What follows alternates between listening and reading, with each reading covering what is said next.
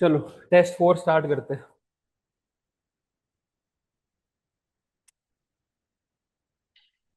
Question number 1, examine the scope of fundamental rights in the light of latest judgments of the Supreme Court on the right to privacy.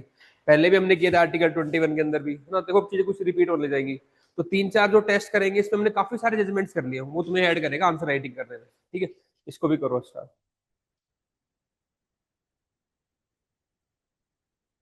15 mark 11 minutes. पहले किया था वो article 21 पे किया था, ये specifically right to privacy के है। और उसके ऊपर पूछा है इसका क्या इफेक्ट पड़ेगा, स्कोप पूछा फंडामेंटल राइट्स। चलो, जैसे पुट्टा स्वामी केस उस टाइम चल रहा था तो ये क्वेश्चन आया था कि कैसे उसने फंडामेंटल राइट्स के स्कोप को इफेक्ट किया है ना। तो आप कहोगे ब्रोडन और किया है फंडामेंटल राइट्स के स्कोप को, प्राइवेसी के साथ साथ कई जगह पे प्राइवेसी का इम्पैक्ट पड़ा है उस चीज में। अब इसको लिंक करके जैसे मान लो और कोई जजमेंट आता है तो उससे अगर क्वेश्चन आता है तो उसका स्ट्रक्चर कैसा होना चाहिए वो हम सीखते हैं ऐसे पीवाईक्यू से। तो पहले तो आप बताओगे फंडामेंटल राइट्स क्या है, थोड़ा उसके बारे में पार्ट 3 में एक दो लाइन उसके बारे में। फिर स्पेसिफिकली पुट्टा स्वामी जजमेंट के रिगार्डिंग है। और दूसरा 15 मार्कर का है, तो थोड़ा कहीं ना कहीं आपको पुट्टा स्वामी जजमेंट के बारे में बताना चाहिए उसके बारे में स्टार्टिंग में एक पार्ट। ठीक है, क्या हुआ था इसमें। और पहले जो overrule the verdict of MP Sharma and Kharak Singh, ये इनको ओवर रूल किया था मैंने दे रखा है। ठीक है, अब इसके बाद देखो कैसे उसने एक्सपेंड किया स्कोप ऑफ फंडामेंटल राइट्स को। तो privacy was link to several rights. तो ये मेन स्कोप केवल एक लिमिट नहीं रखा, अलग अलग जगह जहां जहां पे पॉसिबल एस्पेक्ट हो सकते हैं वहां पे प्राइवेसी को लिंक किया गया। तो स्कोप और बढ़ गया फंडामेंटल राइट्स का, एक्सपेंडेड ये आएगा, एक्सपेंड किया है स्कोप का। And privacy was link to several rights. पहला देखो इंफॉर्मेशन डोमेन में, तो इंफॉर्मेशन डोमेन में consent based data collection now a constitutional necessity. तो अब ये कॉन्स्टिट्यूशनल नेसेसिटी होगी कि आपका अगर डेटा कलेक्ट होगा तो कैसा कंसेंट बेस्ड होगा। ठीक है, consent based data collection now a constitutional necessity. Impacts policies like Aadhaar, digital India and telecom surveillance. तो जो भी गवर्नमेंट की पॉलिसी जहां पे डेटा कलेक्ट हो रहा था, चाहे डिजिटल इंडिया हो चाहे आधार हो, तो वहां पे आपका क्या हो रहा था, ये आपका उन सबको क्या करेगा, इम्पैक्ट करेगा। ठीक है, तो ये इंपॉर्टेंट है, कंसेंट बेस्ड डेटा कलेक्शन ना हुआ। पुट्टा स्वामी वाले केस में आधार केस भी आया था, वहां पे ये भी कर दिया था कि Aadhaar upheld with the caveats struck down the use by the private bodies. ठीक है, तो इसमें आप बताओगे इन्फॉर्मेशन प्राइवेसी मेन बात है, ये डायमेंशन खोलनी थी आपको कहाँ का डायमेंशन इन्फॉर्मेशन में। कंसेंट बेस्ड डेटा रिक्वायर्ड है, it's a now a constitutional necessity. दूसरा कहाँ पे और हुआ, बॉडीली एंड डिसीजनल ऑटोनॉमी। तो रिप्रोडक्टिव राइट्स को लेके, ठीक है, right to sexual orientation protected, ये दोनों प्रोटेक्ट हुए, रिप्रोडक्टिव राइट प्रोटेक्ट हुए और राइट टू सेक्सुअल ओरिएंटेशन। अब इनके आप केसेस दोगे कि कहाँ कहाँ क्या क्या। तो नवतेज सिंह जोर वर्सेस यूनियन ऑफ इंडिया में क्या होता है, decriminalise the homosexuality under article 14 and 21। वो पहले वाले केस है। दूसरा कौन सा था, Joseph Shine versus Union of India, उसमें क्या गया, decriminalize adultery. Third, right to abortion. ठीक है, तो expanded the scope of right to abortion for the unmarried women also. तो यहाँ पे इनसे क्या प्रोटेक्ट हो रहा है, reproductive rights and right to sexual orientation. Third part देखो सर्विलेंस वाला। तो यहाँ भी ये भी नहीं है कि प्राइवेसी में मतलब स्टेट को भी इंक्लूड किया गया, आप ज्यादा ओवर सर्विलेंस नहीं कर सकते, सिटीजन की प्राइवेसी को ब्रीच नहीं कर सकते। तो इसके लिए उसी केस में आया था आपका प्रोपोर्शनैलिटी टेस्ट। भी कितना रिक्वायर्ड है उतना ही सर्विलेंस करो, ये नहीं सारा सर्विलेंस के नाम पे आपने सारे उसकी प्राइवेसी ब्रीच कर दी है। तो एक प्रोपोर्शनैलिटी टेस्ट होना चाहिए। तीन चार चीजें देखेंगे, स्टेट का एम क्या है, उसके पीछे क्या नेसेसिटी है।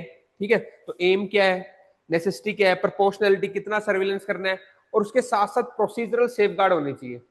अब ये चारों बातें ही आप डेटा प्रोटेक्शन में या कहीं भी यूज कर सकते हो। कब सर्विलेंस करना चाहिए, क्या लेवल पे जाना, तो प्रोपोर्शनल टेस्ट कोट करो पुट्टा स्वामी केस का। सर्विलेंस जरूरी है नेशनल सिक्योरिटी के, लेकिन प्रोपोर्शनल टेस्ट को फॉलो करें as quoted in the Puttaswamy case.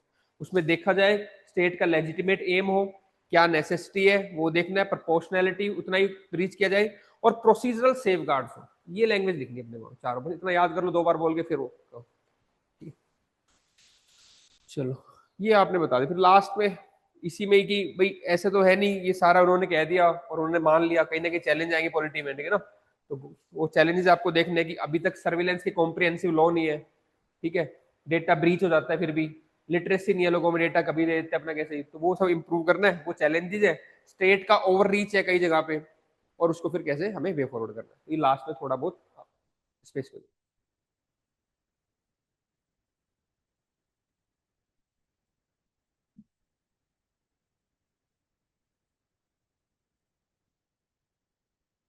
लेकिन इसमें देखना, ये जो मैंने लिखा है ना, इसमें मैंने, अगर आपका फ्रंट पे 3 पेज है तो ये वाला जो पार्ट है, स्टार्टिंग का 3 लाइन फंडामेंटल राइट्स का, फिर के पुट्टा स्वामी जजमेंट, है ना, तो मतलब फर्स्ट पेज पे ही एंड कर सकते हो आप, इसको खत्म कर दो, फिर 2 पेज ओवरऑल उसको एनालिसिस को। और फर्स्ट पेज में अगर लास्ट के 2-3 लाइन बचते तब भी कोई दिक्कत नहीं, मतलब फर्स्ट पेज मैक्सिमम है, उसको वहीं खत्म करना है, 3-4 बातें लिखने पुट्टा स्वामी के बारे में। फिर क्योंकि 15 का था, अगर 2 का होता तो मैं 1-2 लाइन में कहता, फिर मेन बॉडी पे आ जाओ सीधा। और इसमें भी हमने ओवरऑल ये जो जजमेंट है ना, कंसेंट बेस्ड डेटा ये, और जो लास्ट वाला एक वो है आधार का जो था, वो दोनों पुट्टा स्वामी का है, बस मैंने बीच में ही अदर जजमेंट कोट किए हैं, ये भी पुट्टा स्वामी से रिलेटेड है। तो फर्स्ट और 3 मैंने पुट्टा स्वामी से ही लिया है, पर क्योंकि और एक्सपेंड भी हुआ है तो ये मैंने अदर वाला कहीं और थोड़ा लिया है, बाकी तो मैंने वही लिया पूरा पुट्टा स्वामी। तो मेन जो क्वेश्चन पूछा है उसको लगभग 70% दिया है, ठीक है, 30% अदर कर लो। अगेन 2-3 चीजें डिपेंड होती है, कुछ फिक्स रूल नहीं है, डिपेंड अपॉन द टोन क्या है क्वेश्चन की, है ना, और हमें कितना आ रहा है, और कैसे उसको कई चीज फैक्टर डिटरमाइन करते हैं। होलिस्ट, हाँ, तो इन द लाइट में अधिकतर तो उसके जितना तुम्हें आ रहा है वो तो लिखो, वो तो मैक्सिमम लिखो। एक तो जजमेंट को उसको थोड़ा दे दो, लेकिन उसके इन लाइट को कितना स्कोप फैल गया है वो सारा वही डालना है, बाकी 1-2 पॉइंट अदर्स में डाल दो।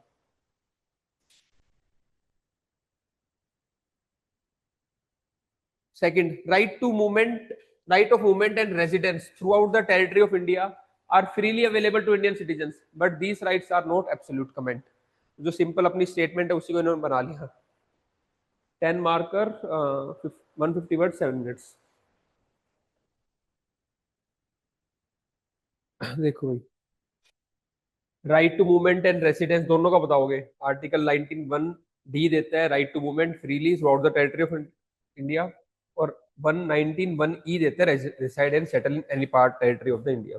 पर ये एब्सोल्यूट नहीं है, कुछ रीजनेबल ग्राउंड है रेस्ट्रिक्शन से, वो आपको बताने थे, ठीक है, सीधा फैक्चुअली क्वेश्चन था। तो उसमें आप बताओगे कहाँ कहाँ पे, सारे बता रहे। पब्लिक ऑर्डर को मेंटेन करने के लिए, जैसे कई बार रेस्ट्रिक्शन लग जाती है रॉइट्स के टाइम पे, लॉ एंड ऑर्डर ब्रेकडाउन को, उनको रोकने के लिए हम क्या कर सकते हैं, पब्लिक की मूवमेंट रोक सकते हैं।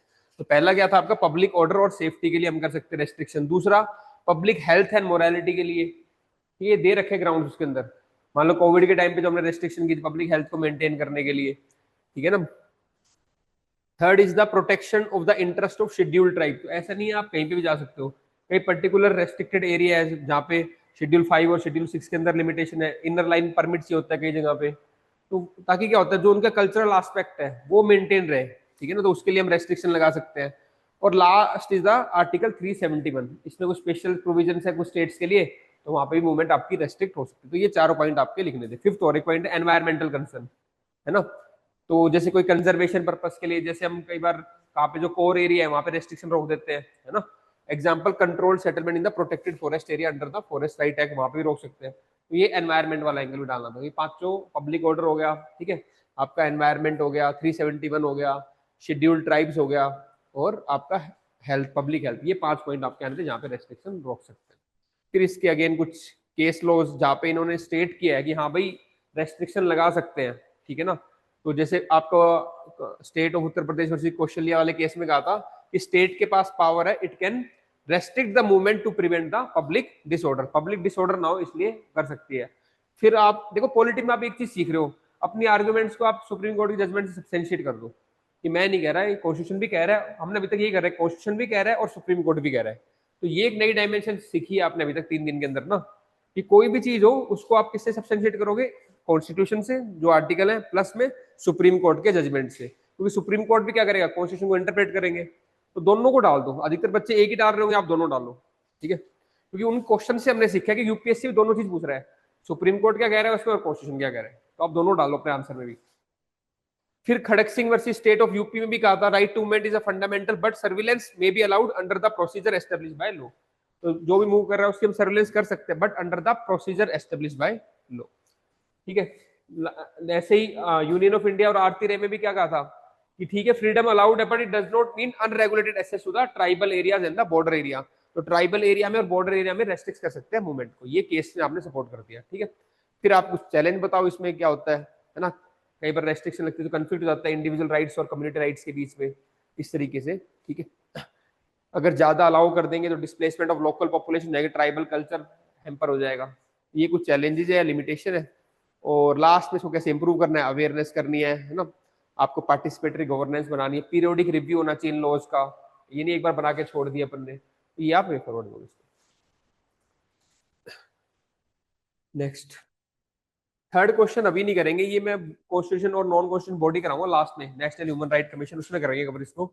हम करेंगे question number 4, discuss the possible factor that inhibit India from enacting for its citizen a uniform civil code as provided for in the DPSP. तो क्यों नहीं कर पा रहे, अब बताओ।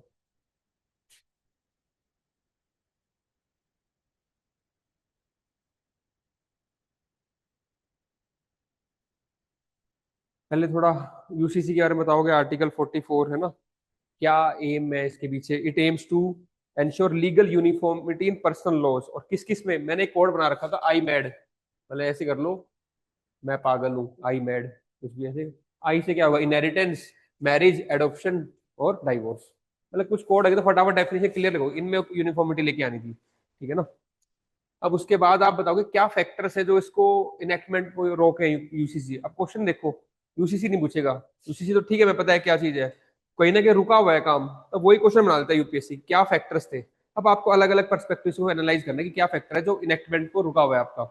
तो पहले तो आप बताओगे रिलीजियस और कल्चरल डाइवर्सिटी है ना, हिंदू मुस्लिम क्रिश्चियन, हमारे यहाँ पे कितनी डाइवर्सिटी है और सबके अपने लॉ बने हुए हैं, और वो उन it is seen as related to their identity, तो लॉज उनको लगता है उनकी आइडेंटिटी से रिलेटेड है, तो वो जब हटाएंगे तो उनको कहना की दिक्कत आती है उस चीज से। तो आप लिखो डाइवर्स कस्टम्स है, लॉज है इन डिफरेंट कम्युनिटीज, पहली बात आपने बताई। It is seen as integral to their identity, और ये लॉज उनकी आइडेंटिटी के इंटीग्रल पार्ट मानते हैं उसको। परसीव्ड, इसमें वर्ड्स बहुत अच्छे से करने हैं आपको, सीन एज, इंटीग्रल ऐसे है, ये नहीं इंटीग्रल, सीन एज, ठीक है ना। फिर perceived by some, not all, ऐसे perceived by some minorities to impose majoritarian Hindu norms, तो उनको कई माइनॉरिटीज को ऐसा परसीव हो रहा है नहीं, मतलब परसीव्ड है, ठीक है। इट हैज बीन कि क्या होगा, जो हिंदू मेजोरिटेरियन के लॉज है वो उनके ऊपर इंपोज कर दिए जाएंगे, ये दिक्कत आ रही है। फिर सेकंड देखो, fear of loss of religious freedom, तो ये अगेन क्या आपको इसको ना मिसकंसेप्शन है, ये इट इज अ मिसकंसेप्शन, कईयों को लग रहा है यूसीसी विल क्या करेगा, override the provision of article 25 right freedom of religion वाली, तो कईयों को ये मिसकंसेप्शन लगा हुआ है, ठीक है। Third, political will and vote bank politics, कई जगह पे माइनॉरिटीज को मान लो अपीज करने को या पर्टिकुलर कम्युनिटी को अपीज करने के लिए वो कहते हैं नहीं मतलब लेके आओ, उनको डर रहता है कि उनका वोट बैंक ना खराब हो जाए, ठीक है। Fear of losing minority votes, इसलिए नहीं कर रहे इम्पोज, तो वोट बैंक पॉलिटिक्स हो गएगा आपका। फोर्थ है आपका gender justice versus religious autonomy, ठीक है, जेंडर जस्टिस लेके आना है, लेकिन वो ये कह रहे हैं कि ये जो यूसीसी है वो हमारे रिलीजन के बाहर से आ रहा है, एक्सटर्नल इंपोजिशन है, अदरवाइज होना क्या चाहिए, इंटरनल हम खुद ही रिफॉर्म करें, ये की आर्गुमेंट है, ठीक है ना। Gender justice fine but they perceive UCC as an external imposition, ठीक है, तो UCC seen as an external. Third, intra community variation, community में बहुत एक मान लो मुस्लिम कम्युनिटी है उसमें सरिया शिया के अलग अलग हैं, तो रिलीजन के अंदर भी कम्युनिटी में वेरिएशन है, कई कम्युनिटीज में अलाउड है विडो रिमैरिज, कई में कल्चरली एक्सेप्टेबल नहीं है उनके लिए, तो वो कैसे कॉमन ले आएंगे, तो कम्युनिटी के अंदर इंट्रा रिलीजन में आपस में क्या वेरिएशन है, तो there is widow marriage culturally not acceptable in some communities, ठीक है। वर्ड्स आपको ध्यान है, कल्चरली नॉट एक्सेप्टेबल, इस तरीके से ना, नॉट अलाउड, वो वर्ड्स मैंने दे रखे हैं उनको ऐसे यूज करने हैं आपको, तो एक बार लैंग्वेज वो आ जाएगी तो आपका आंसर बहुत स्मूथ लगेगा पढ़ने वाले को, कोई भी वर्ड ऐसा नहीं होगा चुभेगा नहीं उसको। पॉलिटी में सेंसिटिवनेस आपको ध्यान रखनी है, एथिक्स में और पॉलिटी में, कि वर्ड्स का क्या मीनिंग है, तो इसलिए वो वोकैब इंप्रूव करने का मतलब नहीं है बहुत कॉम्प्लिकेटेड वर्ड लिखो, वोकैब इंप्रूव करने का मतलब आप रेलिवेंट वर्ड लिखो जो उस कॉन्टेक्स्ट को समझा पाए, इसलिए वोकैबलरी होती है, ठीक है। वर्ड्स तो मैंने कोई हाईफाई नहीं लिखे, नॉर्मल है, बस कॉन्टेक्स्ट को समझा दे वो, क्योंकि आपको पता लग गया ये डबल एस वर्ड है, तो उसको वैसे वर्ड्स डालने के सेंटिमेंट हट ना हो, परसीव, मिसकंसेप्शन, ये वर्ड आपको डालने चाहिए। कॉन्स्टिट्यूशनल एम्बिग्यूटी, ठीक है, अब कॉन्स्टिट्यूशन खुद ही डीपीएसपी के अंदर है आर्टिकल 44, ठीक है, कंपलसरी है नहीं, तो वहां पे एम्बिग्यूटी है, ठीक है, डीपीएसपी नोट नॉन बाइंडिंग है, अगर बाइंडिंग होता बनाना ही पड़ता, ठीक है। फोन कौन कर रहा है, अरे आवाज आ रही कुछ, इसके, चलो last is the tribal and customary laws. तो शेड्यूल 6 के अंदर आर्टिकल 371 जहाँ पे स्पेशल प्रोविजन दे रखे कई स्टेट्स को, ठीक है, तो आर्टिकल 371 और शेड्यूल 6 के अंदर इनके कस्टम ट्राइबल्स के अपने खुद के ऑटोनोमस लॉज हैं, तो फिर वो उसके वायलेशन में आएगा। तो ये सारी दिक्कत आ रही है हमारे इनेक्टमेंट फॉर द यूसीसी। फिर लास्ट में आप कुछ बेस्ट प्रैक्टिस बता सकते हो कैसे गोवा ने और उत्तराखंड ने अडॉप्ट किया इसको, तो बेस्ट प्रैक्टिस बता देना एक दो। फिर इसके कुछ चैलेंजेस हमने कर लिए थे, क्या थे, आप वे फॉरवर्ड देखेंगे क्या होगा। तो कैसे आप कर सकते हो इंक्लूसिव कंसल्टेशन, अलग अलग कम्युनिटीज को बुला के कंसल्टेशन को बढ़ाओ, क्योंकि डायलॉग से होगा ये, ठीक है। इंक्लूसिव कंसल्टेशन हो, सबको इंक्लूड किया जाए। Codify and reform existing laws, तो कई जो रिलीजन है, मान लो क्रिश्चियनिटी का है, उनका सेटल्ड है ऑलमोस्ट चीजें, तो उसको कोडिफाई करो, है ना, कुछ रिलीजन में अपने अपने रिलीजन में रिफॉर्म्स लेके आओ, फिर ग्रेजुअली इसको यूनिफॉर्मिटी की तरफ लेके जाना है अपने को, ठीक है। जो तो gradually bring the parity, not uniformity, parity. तो पैरिटी अलग अलग रिलीजन में जो अलग अलग चेंजेस है, पहले उनमें रिफॉर्म करो, फिर धीरे धीरे इनमें पैरिटी लेके आओ, इस तरीके से। तो ग्रेजुअली मूव करना है पैरिटी की तरफ।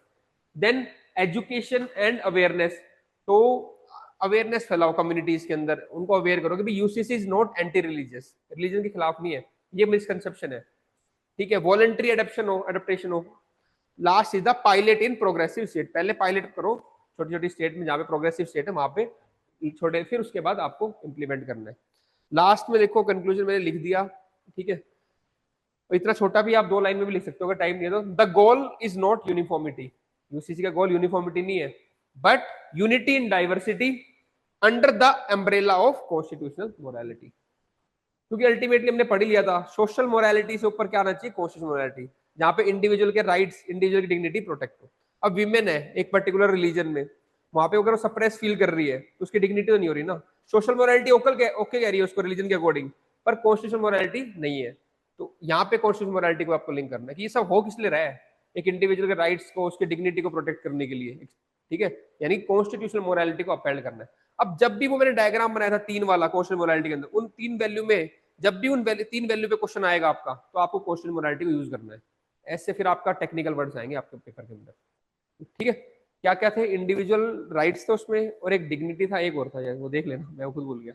तो ऐसे आपको होना चाहिए, उसमें मैंने बनाया था डायग्राम, इसलिए बनाया था ट्राइंगल वाला। तो उनपे जब भी क्वेश्चन, एक ना क्वेश्चन आ ही जाता है क्वेश्चन मोरालिटी के ऊपर, या ऐसे में यूज कर लेना उसको।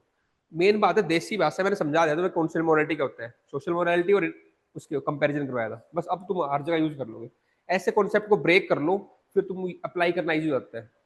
कोई भी नॉलेज हो, कोई भी कितना बड़ा कॉन्सेप्ट, उसको ब्रेक कर लो अपनी अंडरस्टैंडेबल लैंग्वेज में, फिर तुम्हारे आंसर रिफाइन होंगे, क्योंकि तुम उसको अप्लाई करना सीख जाओगे।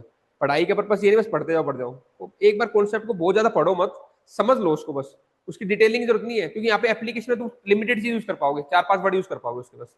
तो अंडरस्टैंड करना जरूरी है, ठीक है। जैसे आज मैंने पुट्टा स्वामी केस के उसके अलग अलग डायमेंशन अंडरस्टैंड कर लिए, तो वो अंडरस्टैंडिंग करना जरूर, रादर देन पूरे पेज की जजमेंट पढ़ो। यहाँ पे थोड़ी वो फैलेसी दूर होती है, जैसे बच्चे मेरे को कहते हो, क्योंकि मैं अब देख रहा हूँ कि हम पीवाईक्यू के थ्रू कितना कवर कर सकते हैं। कई बच्चे बहुत लिटरेचर ज्यादा पढ़ते हैं, कई न्यूज़पेपर बहुत टाइम वेस्ट ज्यादा कर देते हैं उस पर, अप्रोप्रिएट ठीक है, लेकिन उससे अच्छा है कि हम यहाँ पे अंडरस्टैंडिंग पे लगा के उनको यूज करना सीखें, वो इंपॉर्टेंट है। अभी हमें भी लग रहा होगा जब आंसर लिख रहे हैं कि अपना टाइम कहाँ पे ज्यादा वेस्ट कर रहे थे, और इतने कम टाइम में एक एक पेज से हम कितना गेन कर रहे हैं, इसी को हम ढंग से याद कर ले तो अपने आंसर कितने बेटर कर सकते हैं। और वो चीज मैं भी खुद अपनी तैयारी टाइम पे गलती करता था, कि पहले मैं बहुत कोई लिटरेचर पढ़ूंगा या न्यूज़पेपर पढ़ूंगा, फिर मैं उसके नोट्स बनाऊंगा, फिर सब, क्योंकि जब तक हम इस लेवल पे आते हैं याद करने के लिए एनर्जी खत्म हो चुकी होती है, तब तक एनर्जी नहीं बचती, तब तक तो ये खत्म हो जाते हैं। तो यहाँ पे सीधा हमें करना है मेन पॉइंट, उसको समझना है, उसको यूज करना सीखना है, ये बेटर अप्रोच है हमेशा। अपना टाइम एनर्जी तुम कहाँ लगा रहे हो किस पे, वो भी इंपॉर्टेंट है। 12-12 16-16 घंटे पढ़ रही, उसको कहाँ पे लगा रहे हैं वो सिलेक्शन करवाएगा। चलो हो गया फोर्थ, कौन सा था, फिफ्थ करेंगे ना, चलो। Does the right of a clean environment entail legal regulation on burning crackers during Diwali? Discuss the light in the light of Article 21 of the Indian Constitution, and the judgments of the apex court in this regard. ये अलग है थोड़ा, मतलब same ये पर कर लो एक, तो अब आज क्वेश्चन कम ही है, 5 तो लिखोगे कम से कम आए हो तो। आए हो तो कुछ लेके जाऊंगा, तो कुछ सीखे तो नहीं है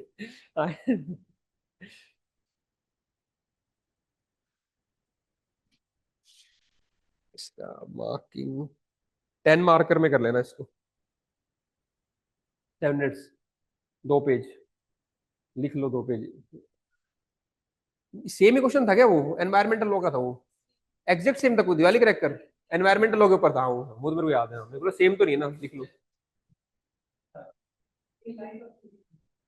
हाँ वो एनवायरमेंट के प्रोड थी, हाँ कर। ये दिवाली वाले बनाओ दिवाली, चलो।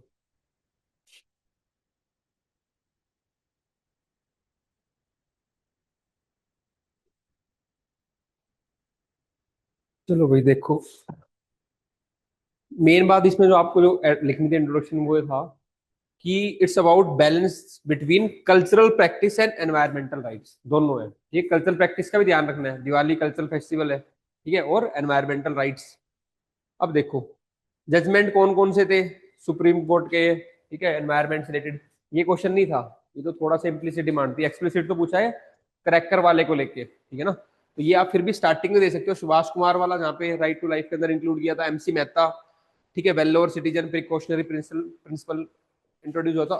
जो इसका था क्रैकर वाला case, that was the Arjun Gopal and other versus Union of India, ठीक है, landmark case on the fire cracker regulation. इसमें क्या होता है, Supreme Court ban import of foreign crackers, restricted use of high decibel and toxic firecrackers, introduce the concept of green crackers। ये आपको बताना था, approved by CSIR NEERI.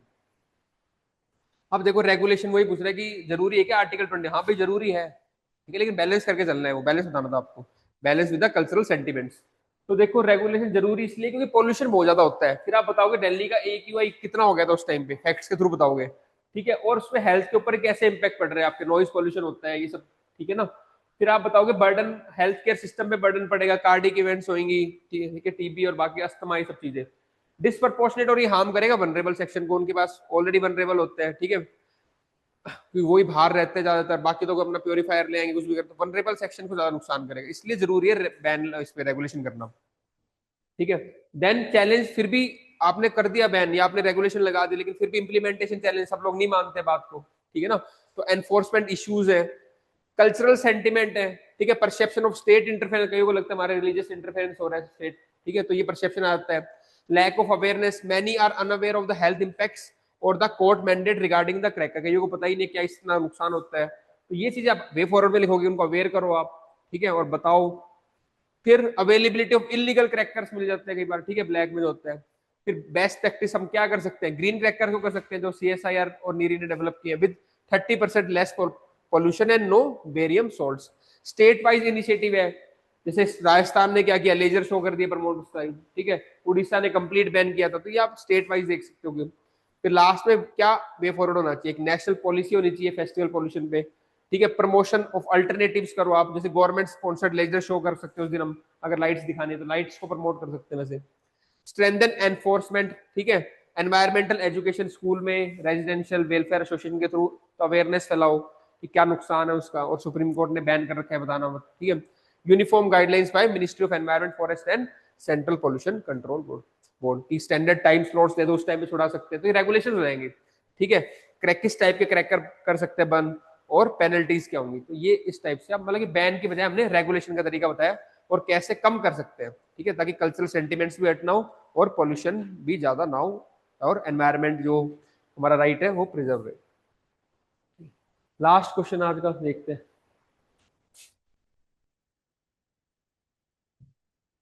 What do you understand by the concept of freedom of speech and expression? पहले तो बताना है आपको, does it cover hate speech also?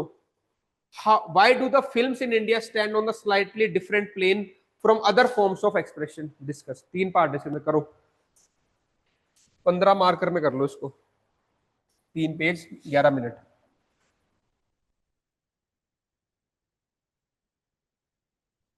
Article 19(1)(a) के अंदर, फिर उसके अंदर क्या क्या चीजें आती हैं, उसके बाद आर्टिकल 19(2) भी आपको बताना है किन किन चीजें के अंदर रेस्ट्रिक्शन है, कि एब्सोल्यूट नहीं है, ठीक है ना। जैसे कि आपका ये permits reasonable restriction, article 9, under the grounds of sovereignty, integrity, security of state, decency, morality, contempt of court, ठीक है, defamation, incitement to offence and public order, इनके अंदर आप रेस्ट्रिक्शन लगा सकते हैं, ठीक है। अब आप देखो, does freedom of speech cover the hate speech, ये भी देखना है आपको। तो फ्रीडम ऑफ स्पीच का मतलब क्या, हेट स्पीच उसके अंदर कवर होता है? तो नहीं होता है, ये कोई रीजनेबल रेस्ट्रिक्शन एब्सोल्यूट नहीं है। तो आप बताओगे हेट स्पीच क्या है पहले तो, ठीक है, उसके बारे में थोड़ा बताना कि हेट स्पीच क्या होती है आपकी, refers to any speech that incite violence, है ना, डिस्क्रिमिनेशन और hostility against a group based on religion, caste, race, sex और एथनिसिटी। तो थोड़ा आप हेट स्पीच के बारे में बताओगे। फिर आप बताओगे कैसे हेट स्पीच इंक्लूड नहीं होती फ्रीडम ऑफ स्पीच और एक्सप्रेशन के अंदर। फ्रीडम ऑफ जो स्पीच है it is very vast but it is not absolute. पहली बात तो ये होगी, इसलिए ये इंक्लूड नहीं है। दूसरा, hate speech is not protected under the article 19(1)(a) if it violets the article 19(2). तो 19(2) के अंदर जो भी अगर प्रोविजन है आपके, चाहे इंटीग्रिटी को, सोवरेनिटी को, डिसेंसी को या डिफेमेशन को, अगर ऐसा वायलेट कर रहा है हेट स्पीच तो प्रोटेक्टेड नहीं है फ्रीडम ऑफ स्पीच के अंदर, इसलिए भी ठीक है इंक्लूड नहीं है। दूसरा, लॉ सच एज भारतीय न्याय संहिता के जो लॉ है उनके जो सेक्शन है प्रोविजन, सेक्शन 194, 195 एक्सेट्रा, इनमें क्या है, ये पेनलाइज करते हैं हेट स्पीच को। ऐसी हेट स्पीच जो कम्युनलिज्म को कर रही है या कोई कम्युनिटीज के बीच में हेट्रेड स्प्रेड कर रही है, उनको क्या करें, पेनलाइज करते हैं अपन अंडर बीएनएस के थ्रू भी। Next, law commission of India की जो 267 की रिपोर्ट थी उसमें भी इट रिकमेंडेड, उन्होंने भी क्या है कि एडिशन सेक्शन इंक्लूड होना चाहिए जो क्लियरली डिफाइन करे हेट स्पीच को और क्रिमिनलाइज करे। ठीक है, उसके बाद प्रवासी भलाई संगठन वर्सेस यूनियन ऑफ इंडिया, ये दो मैंने केस लो दिया है आपको। ठीक है, इसमें तो हमने कहा था कॉन्स्टिट्यूशन प्रोविजन भी देखेंगे हम और केस लो भी ऐड करेंगे। तो वहां पे क्या कहा, वहां पे भी यही कहा था उस केस के अंदर भी, there is a need for legislative framework to curb the hate speech. अब हेट स्पीच से क्वेश्चन आएगा तो आप आर्टिकल 19(2) बताओगे, रेस्ट्रिक्शंस है। ठीक है, आप लॉ कमीशन ऑफ इंडिया बताओगे, प्रवासी भलाई संगठन का केस बताओगे, ठीक है, और अपने सेक्शन बताओगे बीएनएस के अंदर। ये तीन चार आपके डायमेंशन होंगे लीगल पॉइंट ऑफ व्यू से। फिर हम देखेंगे फिल्म्स का, कि फिल्म्स को एक डिफरेंट प्लेटफॉर्म पे क्यों रखा है। ठीक है ना, by films on the different plane because films का जो इम्पैक्ट होता है वो मास लेवल पे होता है बहुत बड़े। ठीक है, तो they have mass impact and reach. इस और दूसरा क्या, इनकी प्रायर सर्टिफिकेशन होती है। कोई भी फिल्म रिलीज होती है तो सिनेमेटोग्राफ एक्ट के अंदर central board for film certification क्या करता है, पहले सर्टिफाई करेगा कि पब्लिक में इसको रिलीज करना है नहीं करना। Third, artistic freedom versus social responsibility. Artistic freedom के नाम पे कुछ भी नहीं कर सकते हो, ठीक है ना, there is a social responsibility also. It requires careful scrutiny due to India's plural social fabric. हमारे यहाँ पे क्या प्लूरलिस्टिक सोसाइटी, अलग अलग सोसाइटी, मल्टीकल्चरल है, किसी भी सोसाइटी के सेंटिमेंट्स हर्ट ना हो, ठीक है ना, उसका भी ध्यान रखना। क्या चाहिए, केयरफुल स्क्रूटनी चाहिए इसलिए। Next is the judicial interpretation.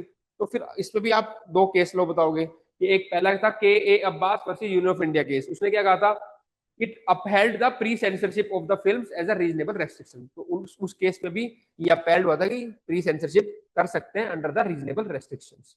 अगला जो केस था आपका एस रंगराजन वर्सेस पंडित पी जगजीवन राम, उनमें क्या कहा था, उन्होंने कहा लिबरल इंटरप्रिटेशन करो आर्टिस्टिक एक्सप्रेशन का, ये नहीं आप बहुत रिजिड करोगे, ठीक है, लिबरल करो, पर हाँ upheld, it also upheld the regulatory description. तो रेगुलेशन तो ठीक है, पर जो इंटरप्रिटेशन होना चाहिए आर्टिस्टिक एक्सप्रेशन का वो थोड़ा लिबरल होना चाहिए। ये आपने दो केस लो बता दिया। अब फिर आप में बताओगे ये जो हेट स्पीच है या मूवीज का जो रेगुलेशन होता है, ये इसमें कुछ चैलेंज है, ऐसे नहीं ना। तो चैलेंज क्या, डेफिनेशन वेग है ना, कई बार भी इस टाइम सेंसरशिप लग जाती है, किसी के ऊपर हेट स्पीच लग जाता है, वो सेलेक्टिव लगा लेते हैं, किसी के ऊपर हेट स्पीच कई जगह लगाया कई जगह नहीं लगाया।